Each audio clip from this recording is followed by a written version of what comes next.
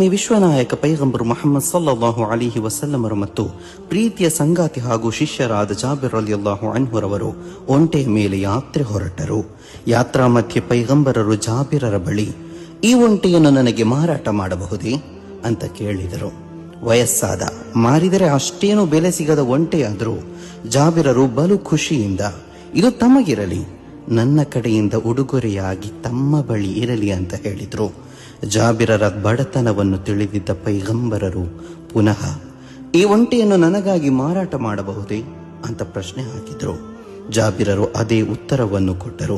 ಪೈಗಂಬರರು ಮತ್ತೆ ಮತ್ತೆ ಕೇಳಿದಾಗ ಜಾಬಿರರು 40 ದೀನಾರಿಗೆ ಮಾರಾಟ ಮಾಡಿದರು. ಮದೀನಾ ತಲುಪಿದ ಪೈಗಂಬರರು ಬಿಲಾಲರನ್ನು ಕರೆದು ಹೇಳಿದರು, ಓ ಬಿಲಾಲ್, ಜಾಬಿರರಿಗೆ 40 ದೀನಾರ್ ನೀಡಬೇಕು, ಜೊತೆಗೆ ಈ ಒಂಟೆಯನ್ನೂ ಕೂಡ ಕೊಟ್ಟು ಬಿಡು ಅಂದರು. ವಿಶ್ವನಾಯಕ ಪೈಗಂಬರರು ಜನರ ಮನಸ್ಸನ್ನು ಅರ್ಥ ಮಾಡಿಕೊಂಡು ಜೀವನ ಸಾಗಿಸುತ್ತಿದ್ದರು. ತನಗೆ ಲಾಭವಾಗಬೇಕೆಂದು